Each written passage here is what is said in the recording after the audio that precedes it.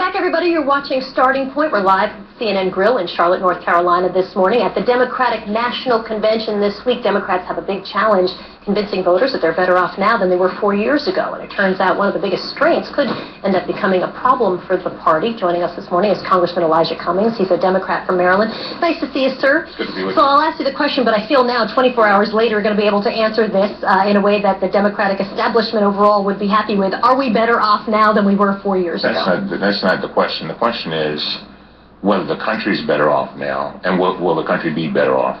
And I think the answer to both of those questions is yes. We're looking towards the future. I just watched the Republican convention where they talked about the good old days, so to speak. This is a future situation. The country knows that this president has accomplished a lot. He's come in, he talked about health care, he accomplished health care. He talked about eliminating bin Laden, he did that. He talked about reform to our economic system, he did that. And I can go over all the things he's done. But the thing is, and he's done it so that with maximum opposition. See, a lot of people, they sit here and they talk all this stuff, this wonderful stuff, but you mean Congressman Chapin in the middle of our panel? Yeah, I sit in the Congress every day. I sit in the Congress every day. And I am pained to see what they send this president through. And I can tell you that when I see what he's accomplished with the maximum opposition that he's gotten, it is astounding. And when I go out there, and by the way, I go home every evening. I live in Baltimore. And I talk to my constituents, and they are appalled at what they're seeing. So, again, the country is better off, and the country will be better off. And I think basically what the president has got to do, and I know he will do, is he needs to make sure he tells the journey. Not blaming. We don't have to get into the blame game. That's not necessary. Tells what the journey has been, what we've been through, tell what he has done and accomplished. Then he must make it clear that we must protect our progress. See, that's what I'm concerned about. My constituents are about protecting the progress. They like the Affordable Care Act.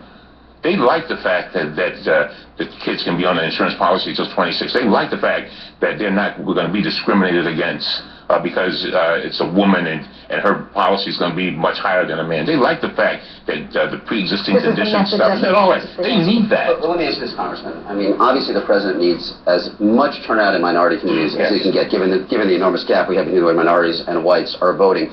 But the paradox is that those are the communities that have suffered the most in the downturn. Unemployment in double digits throughout his presidency for African Americans and Hispanics, a tremendous vaporization of wealth and the housing collapse for those communities.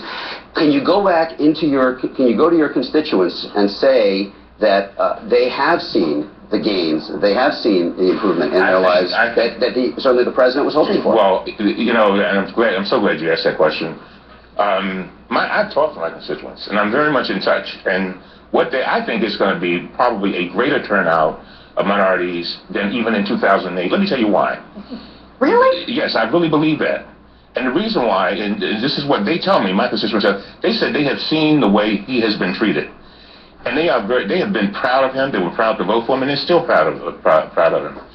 And they know that he gets up every day, he's thinking about him, he's working for him, and they see the Republicans as being major opposition to everything he's done. And I guarantee, and there's another thing that's happening, and this is criminal.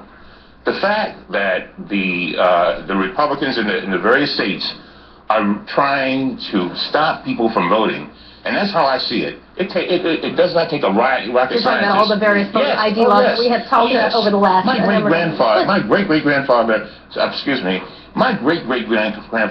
came out of slavery and he registered to vote in 1868. And here I am, and let me finish. And here I am in 2012 fighting to make sure that people can vote. That's ridiculous. Joe Klein, earlier we had him on the panel, and he has a new article out in Time magazine, and he talked about how all these different sort of affinity groups or the caucuses that you have in the Democratic Party are actually working against the bigger message, that it's alienating, and correct me guys if I'm sort of assessing his article wrong, but it's alienating to your average white male voter. 70% of the people who are going to vote in this election are white. To know that you have the Women's Caucus and the African American Caucus and the Asian and Pacific Islander Caucus. This is his argument in his article. Do you I think that this is one of the good things about a convention, and this is a good thing about the debates. I think the president will bring all of that together and show what he's done and what he is planning to do. He has nothing to be defensive about, and he needs to talk about that future and talk about the fact that we are on the path to progress, and then define for them what the Republicans plan to do, because I still don't know. I'm still confused. Well, how about the other side? What are the 2 or 3 things you tell your constituents that President Obama will do in a second term that will give them a better economic performance than I they got in the first term? What's on the table from the I president? tell them that he's going to, hopefully we'll send the Congress back. We'll work with them to get a jobs bill through and get some of these things done.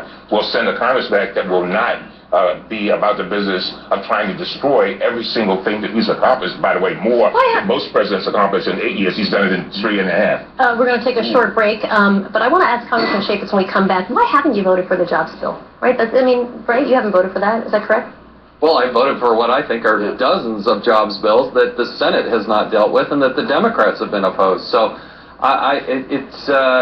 it's not fair to say that I voted against the president's jobs bill and that I'm not in favor. Of course I'm in favor of jobs. For a vote in the House, right? That's right. Look, Democrats have... is asking why not? Democrats had the House, the Senate, and the presidency. Don't say, hey, they had all the levers of control. But 2011, 2012, you have the House. The president put down a jobs bill. Why hasn't it been voted on in the House of Representatives? Well, because we have put forward a series of different bills. There's 30 of them that are sitting over there in the United States Senate. Why not put the president It starts with a budget. We did, for 2 years in a row, passed out a budget of the House. The Senate has been more than 1,200 days. You got to look to Harry Reid and the Democrats. I think the average American has a lot of trouble understanding that the president proposes a piece of legislation and it can't even come up for a vote in the House of Representatives. It's politics. No, They do not want this president to accomplish anything that makes them look good. that is not true. And we That go is to not commercial true. break. Ahead on Starting Point,